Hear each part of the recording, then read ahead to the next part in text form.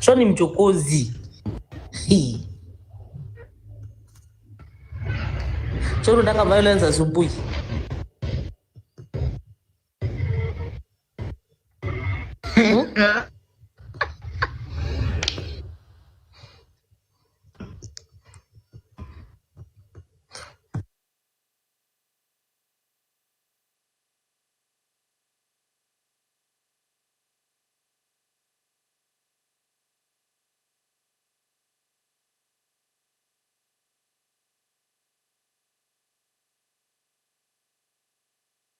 Africa.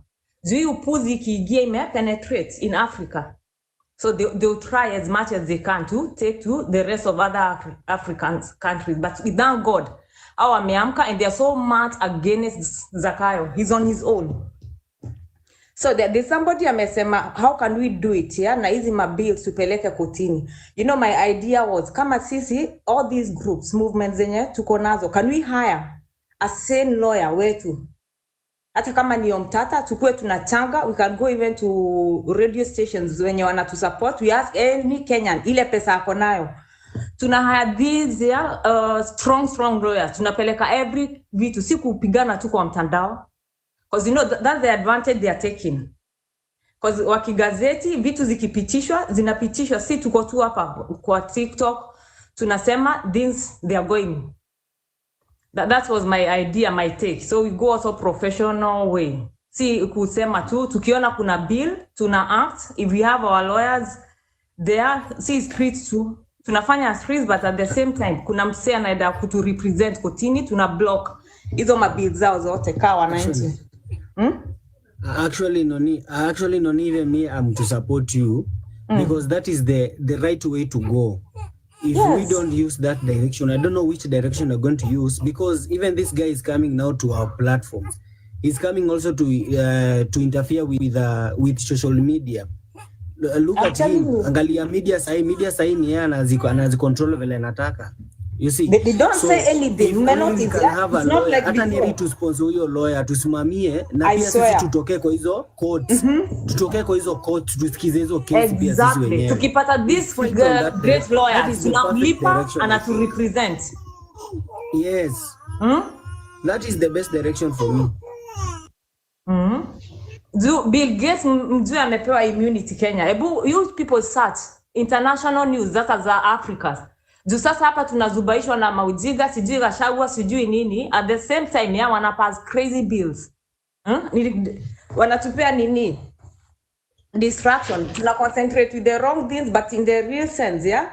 Wanapitisha in the right way. Juu wanaweka kwa Kenya gazeti. Before we know, none of us here anacheki hizo vitu. Unasikia bill isha pita. Kuyaka na simuaga. Yaani msea watu wanasika matako yake ama nini? I swear. Not respect us anymore. Ameangalia mfuko yake sana na kwanza ni mgonjwa. Wait, but the guy has got nothing to lose. Mjue hao watu wa sick, eh? Some people ikifika to a point of not return, akona bitterness. Na juu ame grab, he's so greedy, ame grab. But at the end of the day anajiangalia naona money can never buy everything. So maybe akwata na machungu, bona nyi mko healthy. Ni mna struggle, amewanyanyasa ya kutosha, but still you look good. Maybe hata ana revenge Kenya alifanywa na Uhuru maybe. Exactly. Na asi hatujui. Na hizo vita zao si hazituhusu sisi. We don't care. Sasa shida yetu ni sisi na Wanjiko Mkenya wa kawaida. We don't care about Mkenya kawaida. We need by the I think itafika a point na it is very wise, eh? Kama ni kutokea to mobilize dia au mama mboga. Ni kama ile time ya Maumau, sorry to say. Watu mnaenda, wewe unafanya nini kwa nyumba, toka twende kwa street sisi wote. Twende sisi wote tu mobilize kila mtu. Hakuna venye watu wengine wataenda kufanya kazi na sisi twende kwa street peke yetu na tunapigania doyo mwenye anafanya kazi. By the way, that's the next move. Yeah, kama tunaenda kwa street maandamano, everybody has to come out mwambie. Kila mtu yake, ukiona duka imefunguliwa tunaenda tunafungisha. Hatuwezi kuwa tunapigania watu wamelala kwa nyumba. Watu waseme tu wameibiwa. Na by the way, professional. Tusiende kuibia mtu. Na kuna kuibia mtu in a very professional way. We go professional way. Hatuna shida na biashara ya mtu. Si tuko na shida, toka twende tupiganie constitution yetu pamoja. Full stop. Yes, wafunge maduka yao, wafunge kila kitu. Si wote tukue kwa road. Tukienda kuwapigania. You remember that time ya Gen Z, the first demonstrations. Unaona Zakayo mpaka alitii. Imagine kama igenda na hiyo mvumo, I swear by this time angekuwa shatoka kitambo. But sasa tulimpea hii space. Akaanza kuprotest guys. Yeah, before we knew ashaeka Raila kwa mfuko. Alafu alikuja akatumia opposition sahi hatuna.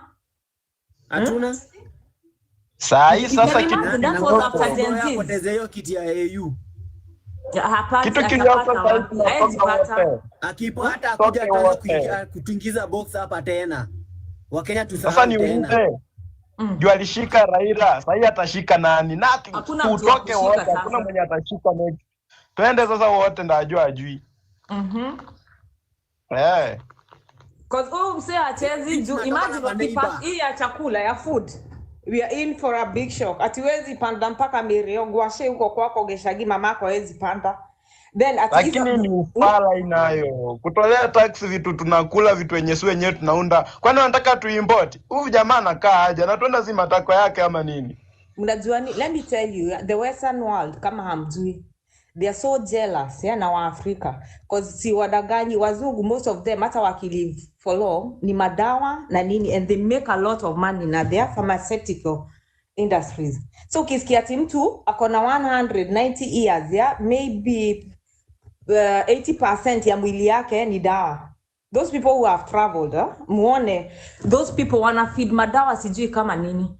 Then unapata guka yako ama mama yako akogishagi, but then they don't even go for checkups. And these people, they just eat the food that they grow and they live long. Anafikisha 90, 80. Unajua hii chakula yetu ni naturally tu, hatujaweka vitu mingi. So wanataka kutuintroduce na vitu zao za ufala. Then go maju na ni honey flour. Maju organic food ziko very expensive. Ukienda kwa supermarket zao unaona organic ziko very expensive and they are trying to go back to organic. You see there iron in this. I checked that thing and I was like, these guys are not serious. Maju, they are trying and they are pushing their people to go organic way. But in Africa, they are coming. We are not even asking them for their help. They are even denying us. It's like by force now. You should not eat or grow your organic food. You should follow and buy our seeds. This GMO shit. Mkufe. Does it make sense? Unajua Penny the muted ameitisha mic. He's banning. Okay, let me ameitisha mic. Let him come in. Imafisti yenye iko tumeweka huku usually. Hii nayo hapana. Inabidi tu sasa tuwapige kioo. Hii nayo hatunyamazi sasa. Tunafinyiliwa bana. Kwani utakuwa unataka kupanda kiti yako mpaka walipe tax. Hii ni ufala. Chakula tutanitoa wapi? Na hatuna shamba kubwa kama hao. Hii ni ufala bana. Kubeba ufala ndio hatutaki.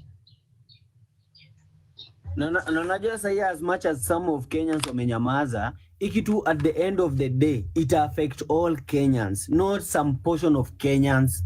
Mimi nataka kusema hivi, ninataka kutumia story ya Ruth, nani anaitwa aje, Mordekai time Esther aliingia pale kwa kwa mfalme, kukakuwa na shida.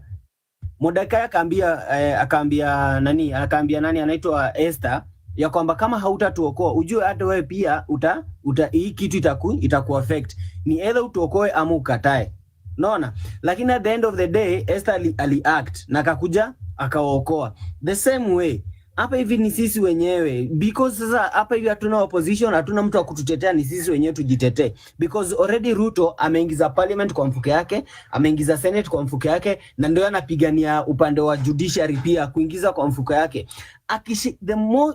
The moment ameshika the three arms of the government, achani niwaambie atafanya na Kenya anataka, unless sasa the power belongs to the people, unless the people themselves tutoke kwa street na hawa wabunge wetu wasirudi nyumbani, wasirudi kuongelesha watu. Unajua pia kuna shida yenye na happen, mbunge anakuja na anamobilize some people, anawalipa, anaongelesha, and then ndio hiyo kitu inaleta kwa news. Hiyo kitu tunafaa tukatae.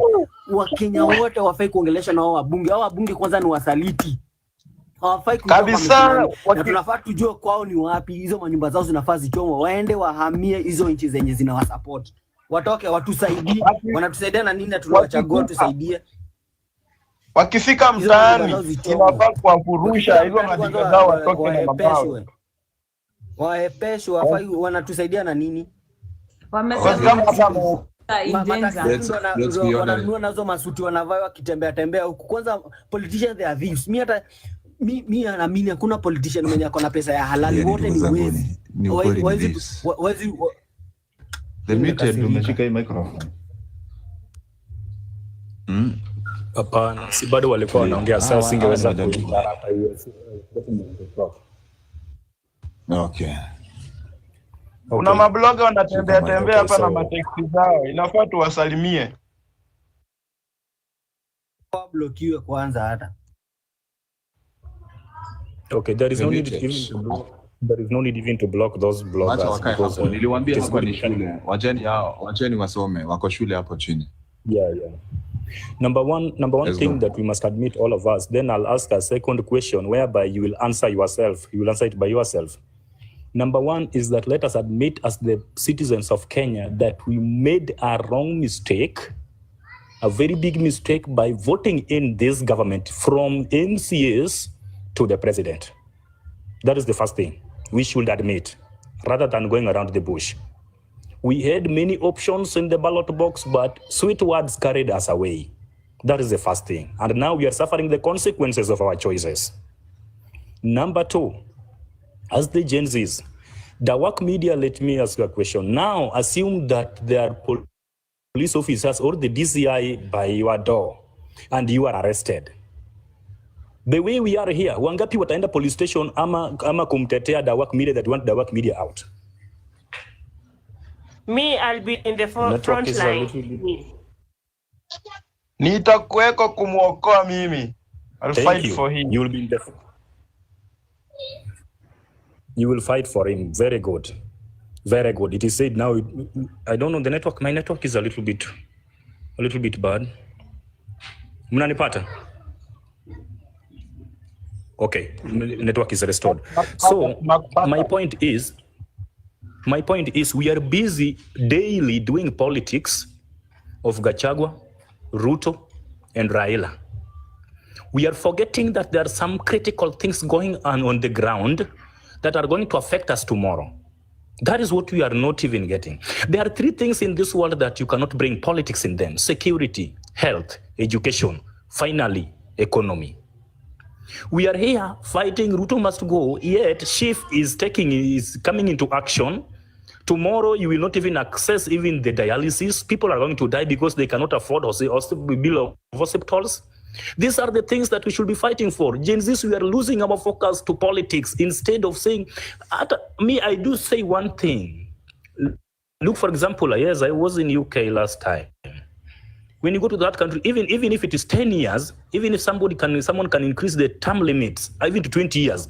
But when the economy is good, the citizens can get access to good healthcare, then there is no problem. But here comes to Kenya, we are concentrating on politics, and yet the issues that are taking place on the ground, sisi ni kama tuna learn aftermath. Tuna learn kitu ishapitishwa tu hivi ndio tunashtuka. Oh, ilipitishwa because we are majoring in the minor and minoring in the major. That is the thing that we are doing. But if we can get back and say that now we want to be one. For example, I had a brother talking here with me. I don't want to. My mom ni Mkikuyu, then my dad is a Luo. That is the fact. So I'm a half tribe. But the fact remains one. The fact is one. That the way Mkikuyu is suffering, that is the same way Luos are suffering, the same way Western Kenya Luos are suffering, the same way Narok are suffering. And the fact remains on one condition. Me, I do say, hata saizi tukipiga kura hapa, the way we are 9, tuseme nani anataka Gachagua, utapata mtu wake mmoja. Nani anataka Ruto, mtu wake moja. Nani nataka Raila lazima upate out of this 124 people that are here, you will get. So the moment we are reasoning out, if someone says I don't want Gachagua, there is another person ambaye anamhitaji Gachagua, na utajua ya kwamba utamkasirisha huyu mtu. The common denominator that summarizes all of us is not these politicians, is that we are suffering. That is the common denominator that summarizes all of us. So with me, I reject the way we rejected finance bill before it was officially handed out. That is the same way we should even reject this Bill Gates, we should reject Adani, we should reject everything. These politicians, this government, not only Ruto, this government have failed us. In fact, it has failed us totally. These are not the things that we were expecting. So all of them to go home. All of them to go home. Hiyo tu ndio nataka kusema. Nilikuwa nataka kukuongezea dakika zingine 2.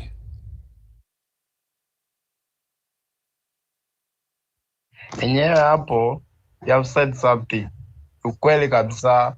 Kuna watu wamejisukuma tu, wamejiweka nyuma ya politician na hata hiyo politician mwenye unangangana naye ujui kwake, hata wengine wajui kwako, wajui, and you are just focusing yourself on them. You cry because somebody has been impeached. Is that your mission? Your mission is to make your life better, bana. Try. Acha tujaribu ku make our life better, to oppose these things. These things zinatufinyilia vibaya bana na tumechoka. Godsben, good morning. Good morning, how are you? Sasa ukinitupa hivyo alafu? Siwezi kutupa boss. Niko. Okay, welcome. Yes, thank you. The muted ameongea point. We have problems like SHAF. But you know, some of them go to zingine zinafanywa na executive without a process. They are just executive decisions. Zingine zinapitia parliament. And yes, it is a good strategy to fanya venye tulifanya hiyo finance bill. For example, now there is this thing called term limits. Everybody is opposing it today. People are supposed to write email, print the email, take it physically to the Senate. How many people are doing that? How many people have done that? Mbanya and Gen Z wako huko ground. Watu wenye wako Nairobi wanatakana waende nao huko. That is how you will show the opposition during the process of that policy coming up. Then when they dare to go and vote for it in parliament, siku hiyo ndo tunafanya ile inaitwa Gen Z move ya kuenda huko na ku express total opposition to the bill. Na uliona ilifanya mpaka president akawacha kusaini hiyo finance bill na akairudisha bunge. If we don't exercise that kind of force, hakuna mtu mwenye atatusikia, kwa sababu serikali ya Afrika, these misleaders and dealers, it is the same thing that they do. They can't listen to anything ati unamwambia. Lazima ufanye fujo kusema ukweli. That is the problem with these people. A tyrant hakuna lugha nyingine anaelewa kusema ukweli. Hakuna. So and you know the numbers is what matters. Si kukuja tu hapa kwa Dawak Media na kwenda Gen Z to vent. You know, we are venting endlessly, but tukiambio this is how we are going to act, watu hata watokei. Watu wanaanza kukua waoga na wanajificha. Lakini wakiambio watoe maoni huku kwa media, wanaongea na wanashout. Lakini wakiambio just send an email to show that your public participation, you have rejected that bill. Utume huko mpaka hiyo email crash. Ifiki hata 3 million emails expressing opposition. Then nyinyi watu wote mnatokea kwa street peacefully kupeleka your memorandum.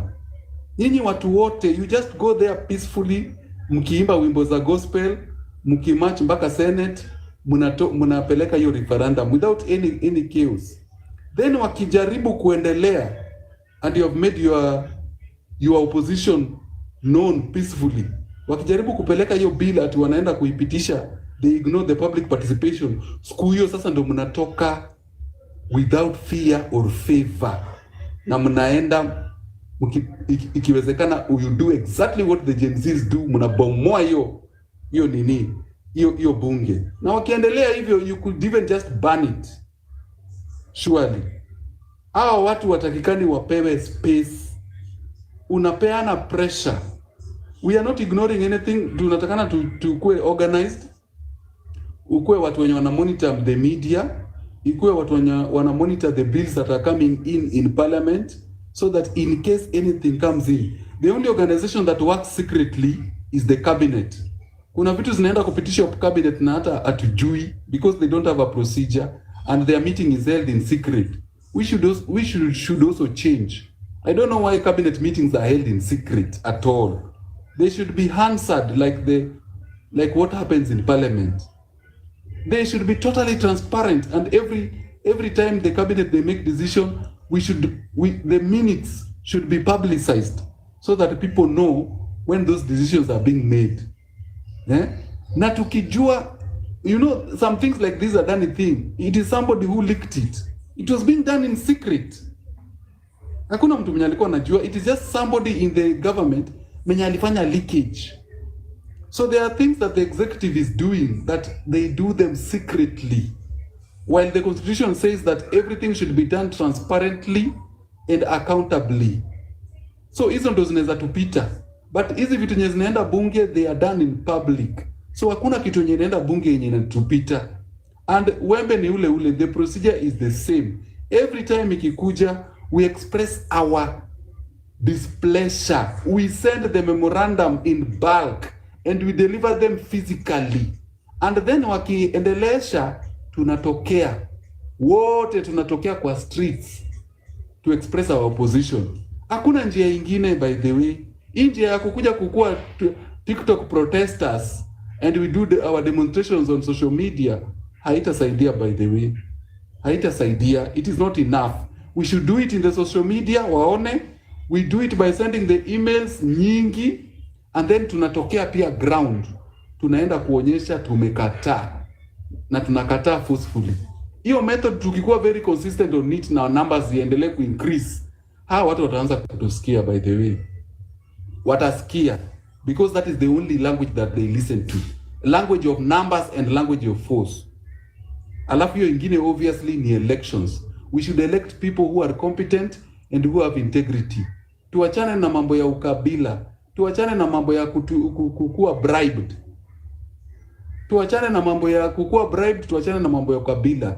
We should just access somebody, know their biography, know their story from birth, vitu zenye wamefanya, know their CV, and then we elect somebody who is competent, somebody who is tribeless, somebody who have integrity.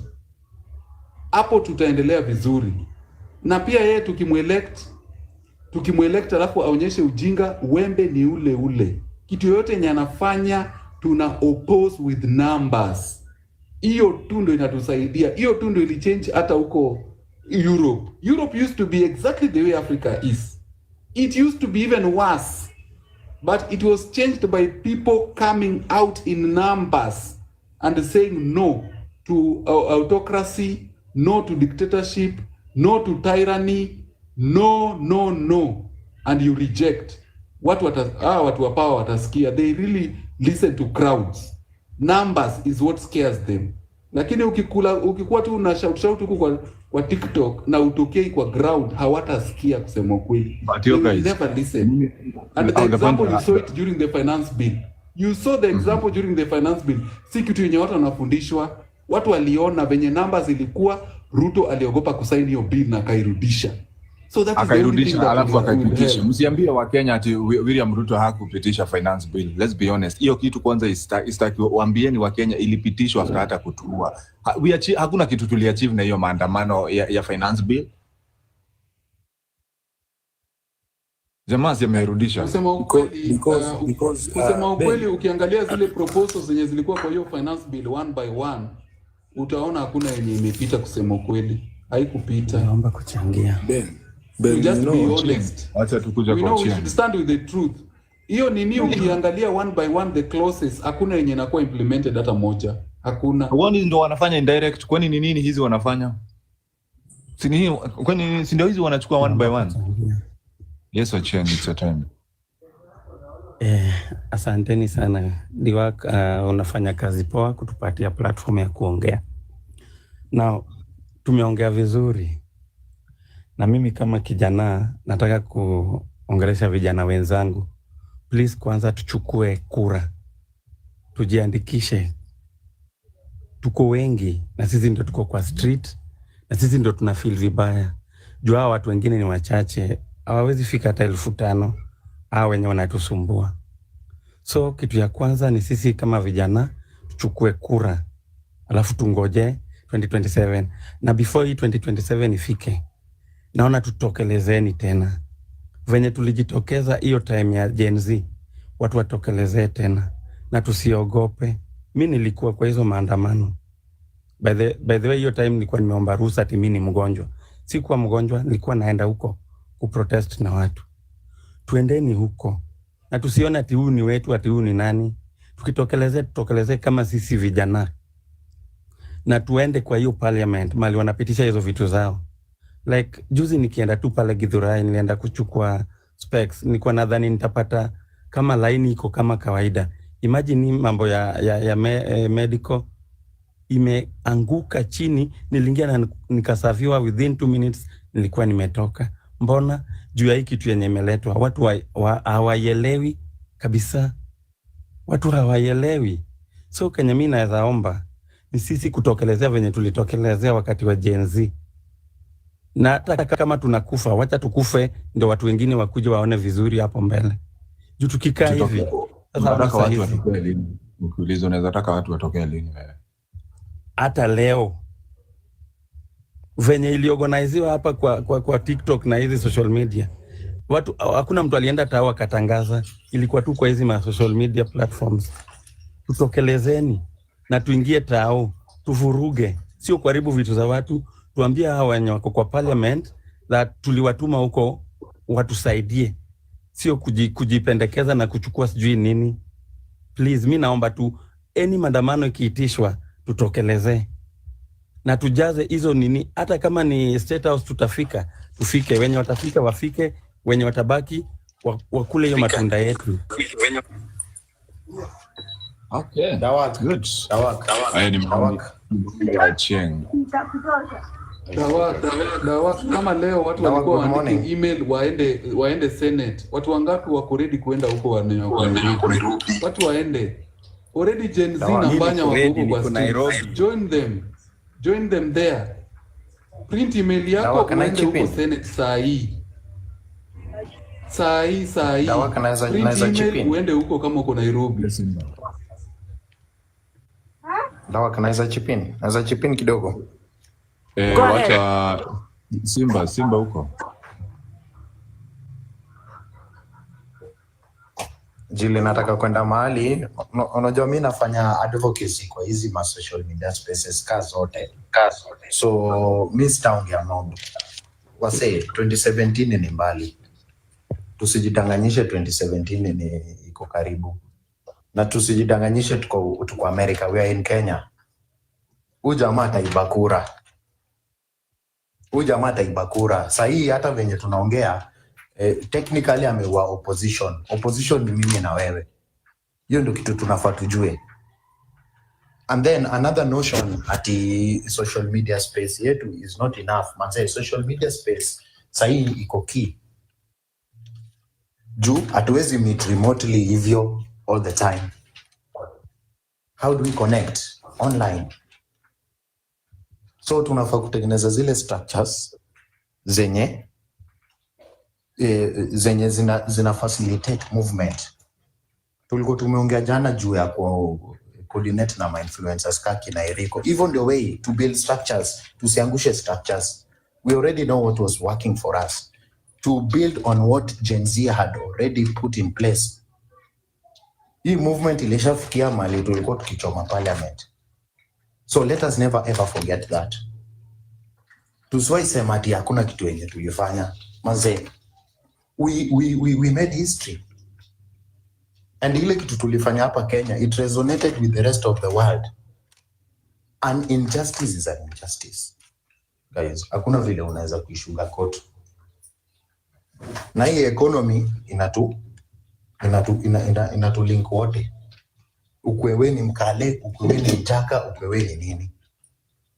Our politicians wamekuwa kitugawa according to along tribal lines for the longest time. Tusiwahi danganywa tena. Guys, let us have our eyes on the ball. Sahi ile kitu unafaa kujiuliza wewe mwenyewe as an individual. Tuachane hizi group mentalities. Wewe mwenyewe as an individual, what are you doing for the struggle? What are you consciously doing for the struggle? Mimi nimekuanga tu all about policies na structures na vile tunaweza kuimplement hizi structures. Hii ndio the way to go. First, me bado nda insist to sabotage economically all pro-government structures. Structures zenye zinatu oppress. One, nitaongea juu ya Safaricom. Safaricom ndio ina facilitate SHA. Hii same Safaricom, saa zile tunafanya maandamano zetu, unasikia ni network haiko. Hiyo ni disrespect. Na in business tunasemanga the customer is always right. Sisi ndio customers. And kama customers tuko na power. Sasa it's all about understand hii power yetu na kujua venye tunaweza kuitumia ili to influence goals zetu. Hiyo ni one. Two, hii maneno ya memoranda ni email. Tutume ni email. To forward mpaka kwa ICC. Jili, we have to get justice for wale wase wenye walidunda. Haifai kukuati ati their death and what they represented went down for nothing. Tuko na families wengi sana manze, watu wao wamekuwa abducted, wamekuwa killed. Wanataka justice. Wanataka justice wase. So tuache kubehave kama kina Zakayo. We have to think differently. Then 4, Julie tuko war. I'm calling out all the IT experts to infiltrate government systems, government portals, kila kitu. Unajua venye nyinyi ucheza game yenu. Hizo ganji au tumia hapo ndani ni ganji zetu, there are taxes. Na hizo taxes zetu ndio wanatutumia kutuoppress. Na hizo taxes zetu ndio wa implement nayo zile project zenye wanafaa implement. Lakini hizo vitu manze zote. Mimi niko war bro. Wa haki hizo zote na wazirudishe kwa wananchi. Unasikia kitu nakwambia? Then 4th, tukue proactive. Hii maneno ya 2017 sitaki kusikia ajili hawa say wataiba elections. Na hii kitu tunajua. We know this thing. Now the question is, what are we doing? The time is now. Hakuna time nyingine. Unaona venye hawa sasa wanaleta mabili zingine za ufala. Mara kuna agriculture bill inatokelezea pale. Umeisikia? Nani anaipromulgate? Inapitishwa chini ya maji. The same way walikuwa kitaka kupitisha hii ya 7 years term extension. Sasa swali yangu ni, hawa say, ukitaka kujua hawa say wametuogopa.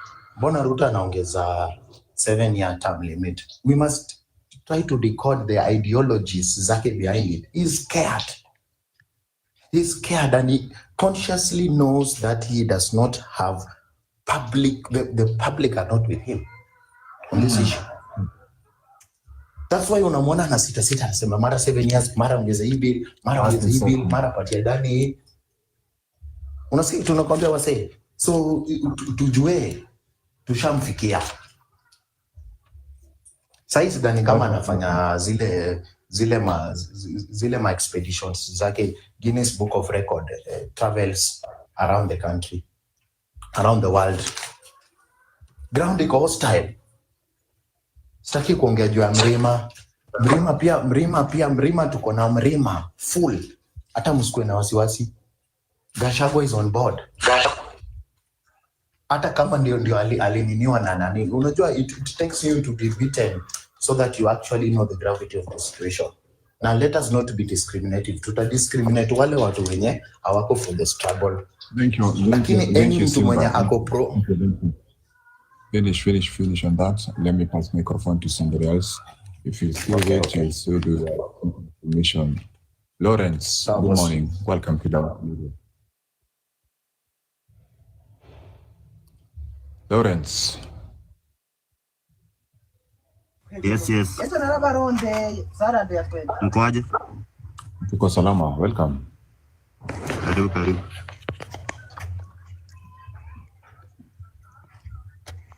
So, mi kitu nasema. Hello. Yes. Kitu nasema ni tunafaa tukue organized. Tuache stories za blame games eti kuna wale watu wengine tuko pande nyingine eti maandamano ni watu wengine na wengine tunafaa tukue kitu kimoja ndio tutawezana na watu. Kama tuwezi jiunga pamoja tuko na blame games eti sisi ni wale wengine na wale wengine, hapo hatutaweza. So mimi nilikuwa naonelea lazima tujiunge tu pamoja na tukuwe na tactics za kuweza kudeal na hawa majamaa. Yangu ni hayo tu. Ana network. Good. Ana network. Au network inasumbua. Yes. Morning Dark and the rest of Akmamboy Rollins Nonigates got to So I think one key thing, whether social media or mainstream media, the bottom line is the media. And I've said not once, social media is our biggest weapon. So it's upon how we use it. Now, in the heat of the moment, Bill Gates is trending and his foundation. Why don't we make noise so that we slow them down? Huh? We've managed to slow down their Adani and we are still doing it. And we know the key factor here is that these people are billionaires. We don't have the money to fight against them, but we have the social media platform. Mina nataka tu X, Facebook, just let's raise awareness and let's say reject Bill Gates Foundation or reject Bill Gates. Just run something. We say we are rejecting the Bill Gates and his foundation because the money they are giving to this person is what is encouraging him to be a dictator. And what people don't realize is that we are dealing with a dictator. Dictatorship is in full gear. Ruto is borrowing a leaf from Kaguta Museveni and Kagame. And some of the things he's doing are very intentional. So, msiassume ati ajui kuna economic sabotage and all that. No. Some of these things he's doing them very intentional. And that's why we are trying to bring awareness. Tunapiga kila siku mdomo Ruto must go, Ruto must go. And then, unajua kuna mtu ana feel, oh, we've been ranting because it's because you feel you come here and talk the same thing every day. No. What we are supposed to do is that tukienda huko nje we gather information, right, left and center. We bring that information here and then disperse that information to the rest of the population. Kuna mtu amesema ile vita yenye the biggest fight we have is against the government, but the problem is the social media influencers. Watu sisi ndo tuko kwa pages zao, not us, but for example, I'm just giving an example. Utaenda kwa social media influencer mwenye anaongelea vitu za ufala, utapata kona viewership ya 500. So you see, tusijilaumu, we are only 100 of us here, ama sometimes tunafika 200. So mtu asifeel we are not doing exactly what is supposed to be done. We are doing what is supposed to be done and we are on the right track. But I just want to remind people that Ruto is on a full dictatorship gear. na we are supposed to take advantage of how he's poisoning himself in this rogue ways that he's taking. No. Sasa he has dragged the church in this fight. Na tumeona anajaribu kuzima kanisa.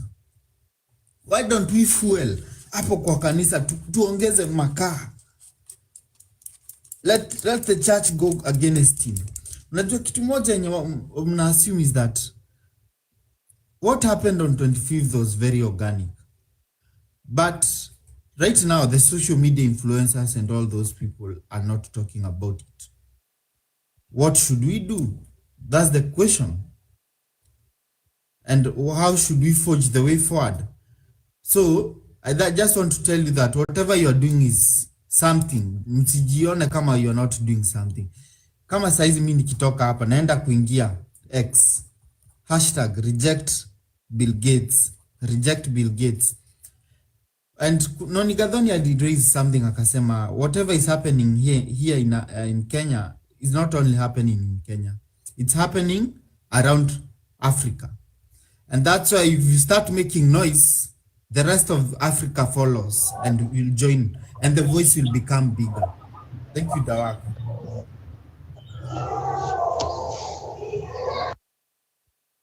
Yeah. Kenya ni home. Wambo, you can guide from there. I'll be back in a few. Kenya ni home, na home must be protected or cherished or loved at all costs. Gax, thank you for your submission and everyone else. So Leo, make sure wherever you are in whatever space, and this is Twitter, because to be honest, the biggest noise is on Twitter and X, because these are the platforms that speak the truth. Sielewangi what people do on Instagram, that's me, because there it's just theatrics, people are just fake, because sielewi mtu ambaye hajawashwa na hii government si Mkenya wa ukweli.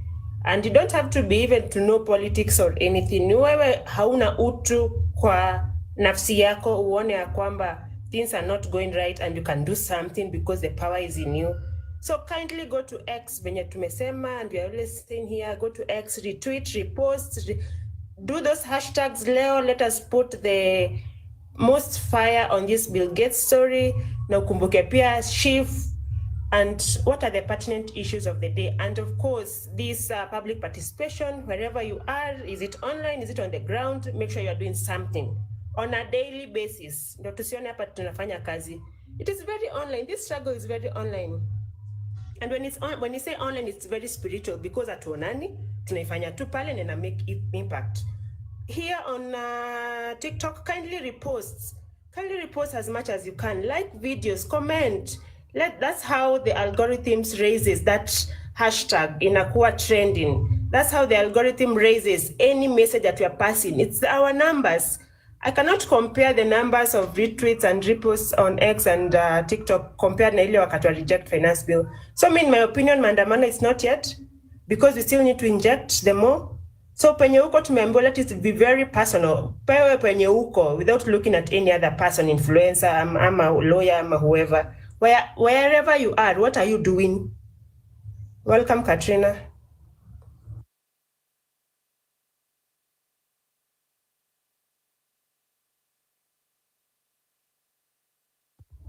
Katrina, are you there?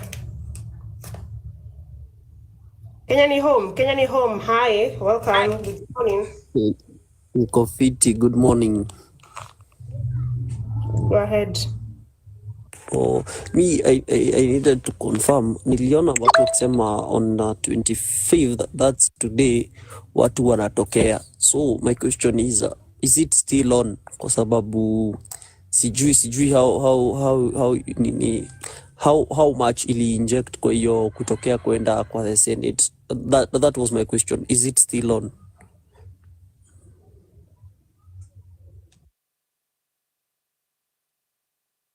Sorry, it is on. It is yes, on. It is still on.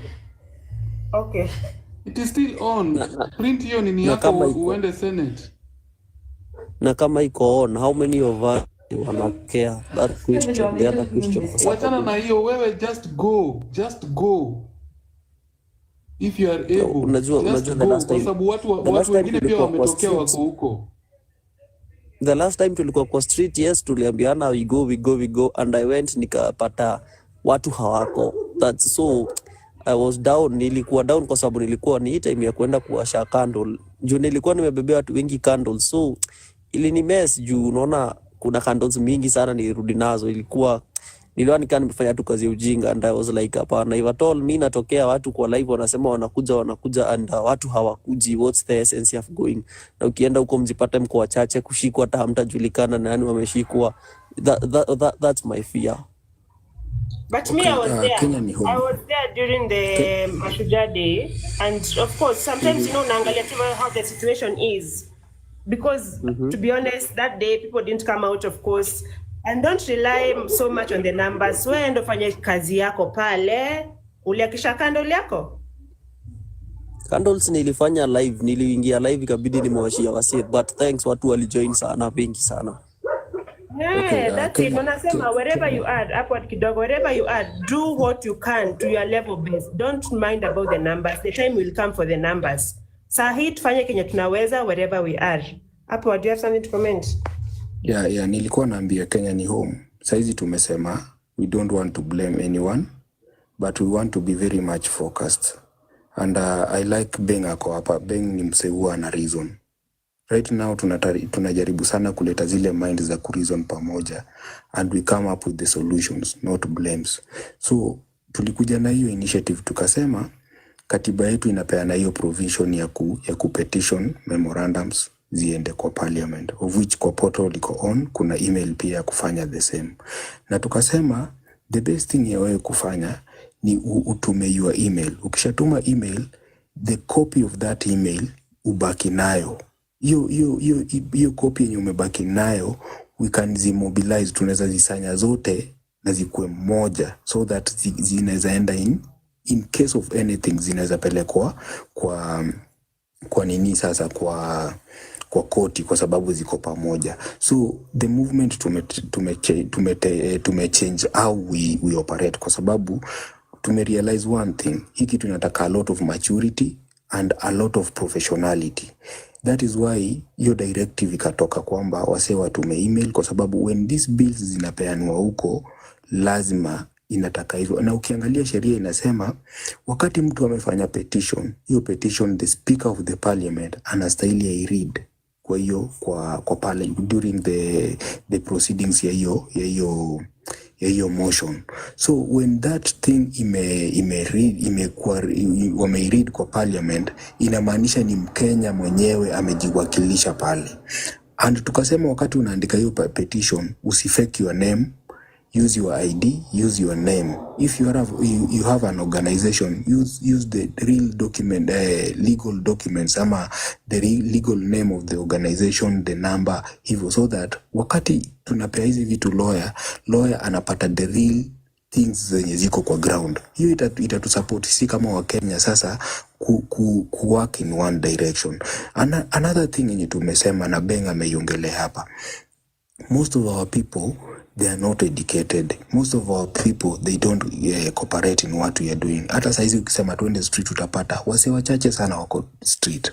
Wewe unafanya nini kueducate watu wako, watu wenye wako kwa sako yako, your people, so that at the end of the day they can understand the power that wamepewa enye iko kikatiba, ili ukitetea katiba itakutetea. Lakini ukiwacha katiba hivyo, katiba inashindwa kutetea kwa sababu amendments zinakuja. These people are amending the katiba so that you favor wao, but the katiba iko pale kukutetea wewe, na katiba haiwezi kukutetea wewe kama wewe huwezi tetea katiba. And that is why now we are coming with this movement in a different way.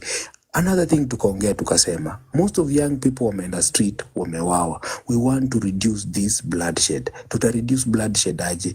Wakati tunakuja na civic education, we educate our people, we make them to know the law, na tusikuwe na feelings sana enye itafanya msea kuwe na hasira afanye kitu enye atakuwa against the law. But also we come up with that sober mind of thinking of how to tackle these issues zenye ziko hapa. That is the thing enye saizi tunaongelea. And tumesema kila mtu akuje na real solution kwa ground yenye anatoka ndani. Mimi right now I'm making the posters for Rural African Matters. We take that initiative ya kuiregister kwa sababu we want to educate our people in the ground. Tumetumiwa hiyo email, I think wakili mmoja amekuwa pale chini our council amesema we can go to the portal ya nini ya Kenya law kudownload hiyo katiba. I'm downloading it, nizi print, I'll give the copy to the people. So pia kama kuna mtu wako kwa organization ambayo ilikuwa ikipeana katiba na imekuwa translated kwa Kiswahili, pia watusaidie tuzipate, so that at the end of the day now we do the right thing at the right way. Na hiyo inataka a lot of urgency kufanya hizi vitu zote. I'm dropping them.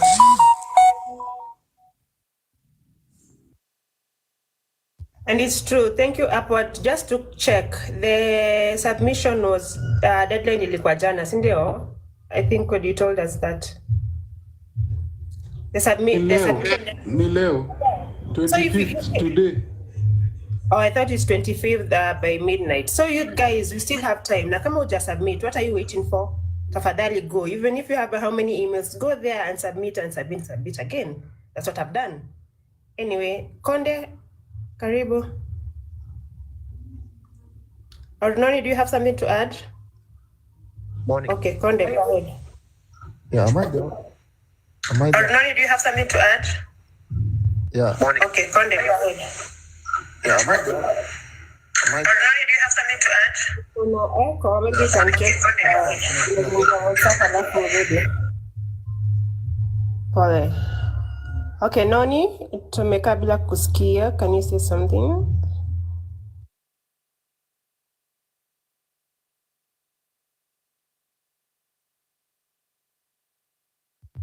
Anyway, too many requests. Kama mko hapa, too many requests. Let's hear from you. Konde, you can go to WhatsApp, then come back. You can go to WhatsApp, then come back. Karibuni Dawak Media. Here we discuss matters of good governance. And wewe ambaye uko hapo penye uko, kama huoni ya kwamba this regime is here to, what is the word? To kill us or to destroy us or to steal from us, and that's what the devil does. I think we'll just send the spirit of enlightenment to you this morning. Akufungue macho, uone ambapo kinaendelea karibu na wewe, ufunguke macho, masikio, na moyo wako pia uchangamke, ufanye jambo la to bring history. I mean, you don't want to be remembered, or the spirit doesn't die. We want to leave legacies. We want to leave the right spirits behind us, because yes, this may take time, but it will surely come to be. Chiluna, good morning. Karibu sana, sema nasi.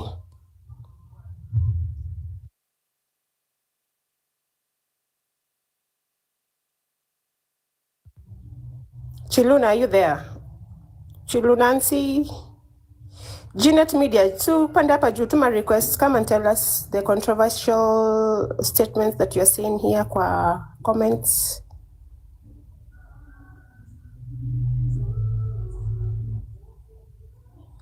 Hiya Gax, maybe you can go ahead before to talk live. Okay, me I would like to say, hiyo mambo ya bills, ya horticultural bills, if you are in a position mali una practice agriculture and you are feeling threatened, take your seeds, store them in your granaries. This regime will not be there forever. The fact that Bill Gates has bought immunity, the day this regime will go down, we will have to revise some of these things that have been passed. So I believe it's not all in vain. Mimi nawampeaga example, nawambia, even the dictators wenye wamekuwa, all of them always go down. And I feel like the way Ruto will fall, he will fall with a very big thud. Because by the time this guy is going down, he will be exposed to a point enye hakutakuwa na mtu wa kumtetea. I've told you the church is going against him. And he's trying to silence the churches. Imagine ati anakuja na NIS wanakaa huko nyuma kwa viti, wanataka kusikiza the preachings zenye una preach. Hapo ndo tumefika kama country. Despite that, we are living in a social media era whereby the government cannot control information that is reaching the public. Niliwaambia hii serikali ya Ruto ni kama example, it's like a balloon hanging na imejaa maji, imetobolewa, it's leaking right, left and center. On that point, tuliona there's a clip going round of police officers trying to stop a night kesha in Taita Taveta. So you see how Ruto is trying to work. Ruto is trying to work from this strategy, bado anaingia mashinani. So anaingia mashinani through these churches and all these things. So pia sisi in our road to civic education, let's fight this government from whatever capacity we have. Tuingie mashinani. For example, if you have the courage, wewe ingia wakulima market. Ingia any market you know in your area. Bring that market to a standstill. Go preach to those mama mbogas and explain to them what is happening. Explain to them the reason why they are still in those markets is because the horticultural bills have not yet passed. If the horticultural bills pass, those mama mbogas will be left with nowhere to go. They want to leave agriculture to large-scale production whereby it's only the large corporations. Nonigadhoni alisema hapo ati wanataka ukuwe na at least 5 acres of land for you to practice, I don't know, for you to grow this. But in the spirit of defiance, all these bills that they are passing, just deal with them as if they don't exist. Panda ndengu zako, panda njahe. We've survived on serious, my friend. Wenye tunajua, if you know, you know. And they are coming to take those cereals away. Food sovereignty. I hear once of a country called Zambia. Zambia used to be called the food basket of Africa. Now you can imagine Zambia is having a food crisis. I think it is Zimbabwe. Even in Zambia, whatever these people are doing is collateral. In Namibia, watu wanakula wild animals because of food crisis. Yeah? So let's try and articulate whatever is happening around Africa and with whatever is happening. The other day okay, since niko na time, let me explain my point once again. I told you what happened between 1963 and 1966 is what created dictators. Immediately after most countries were given independence, the leaders who took over or who helped countries gain independence were killed. And it was within a very short span.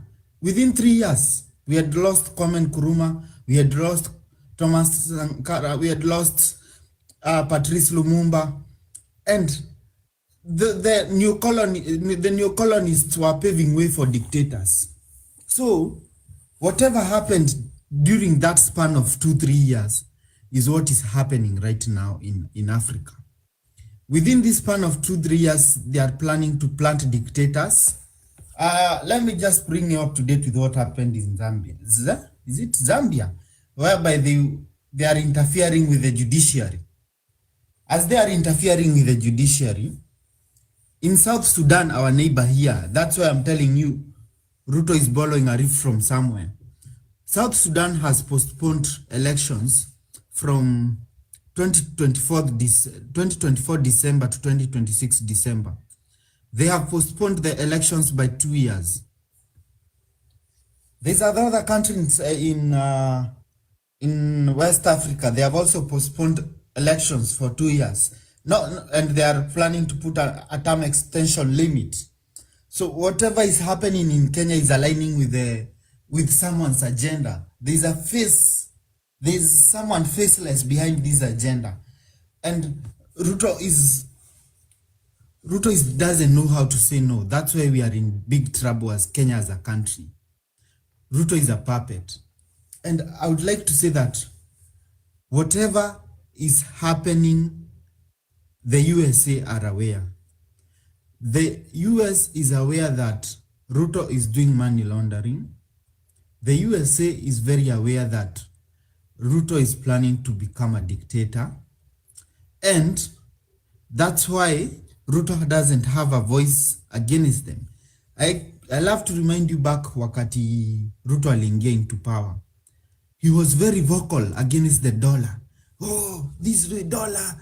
And he gained traction. And people were like, we found a Pan-Africanist. Little did we know it was not a Pan-Africanist.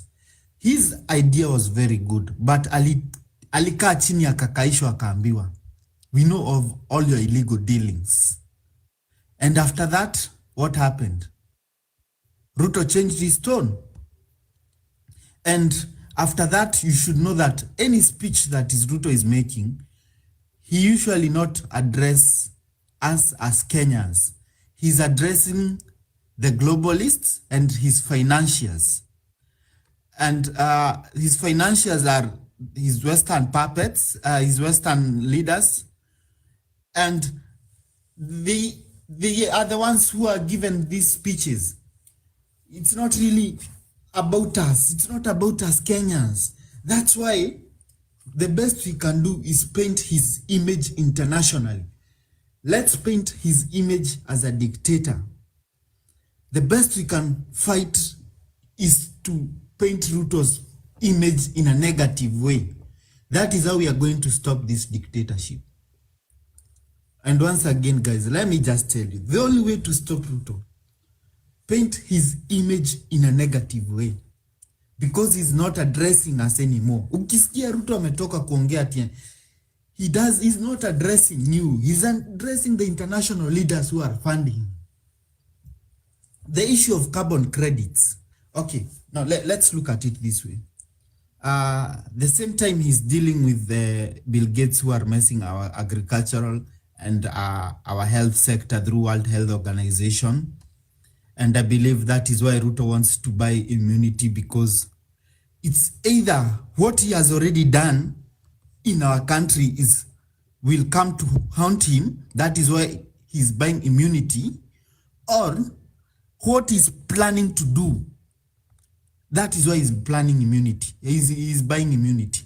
Either what he has already done or what he's planning to do. Okay? That's the first group of billionaires who are messing this country that Ruto is entertaining. The other group of billionaires that Ruto is entertaining, and they are in the energy sector and our airports. The third group that Ruto is entertaining are the Arabs who are buying lands in Africa. The reason why, guys, I always tell you to stay woke and stay awake is because the agenda is not only in Africa. The Arabs, through the carbon credits, have acquired land already in African lands. They have bought land in Tanzania. They have bought land in Zimbabwe. They have bought land all over Africa. And one thing that we have to appreciate as Kenyans is that hii kelele yetu yenye ilikuwa tunapiga ndo inazuia tusinyanyaswe. But the Arabs, the Emiratis, hao wenye mlikuwa mnasikia ati Ruto anasema they funded me, the 200 million jet that alitumia kwenda, those people ndo wanauziwa our land through carbon credits. So the point is, learn to join the dots. Learn to join the dots, and through joining the dots, we can disperse this information to the rest of the people. Very true. Yeah. Yes. Thank you. Good, Gax. Acha tusikie Latanya hapo anasema namna gani. Good morning. Pia ni mzima, nashukuru. And no mjadala mko nao in the Republic of Kenya. I can see things are not going well. So let me just listen from you, then I will say something later. Simple as simple. Okay, good. Janet.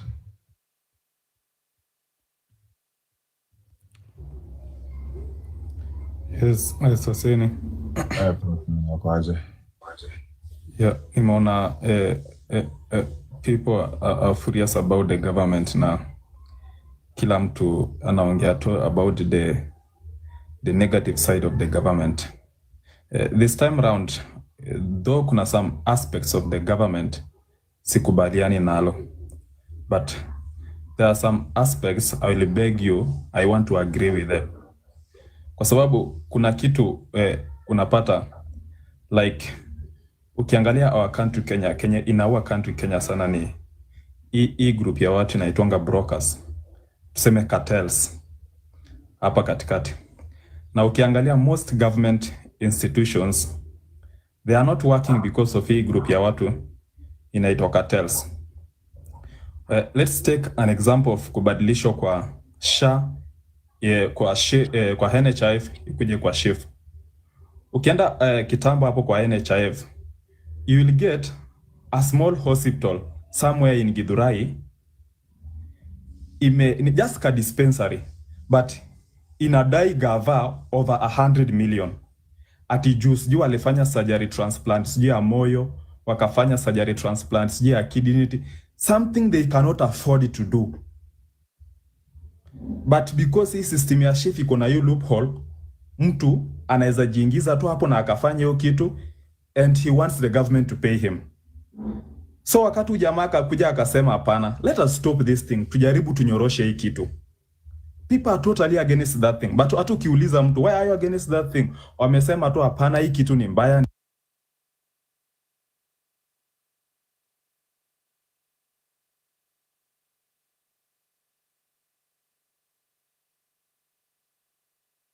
School to another school, copying up haitakuwa automatically.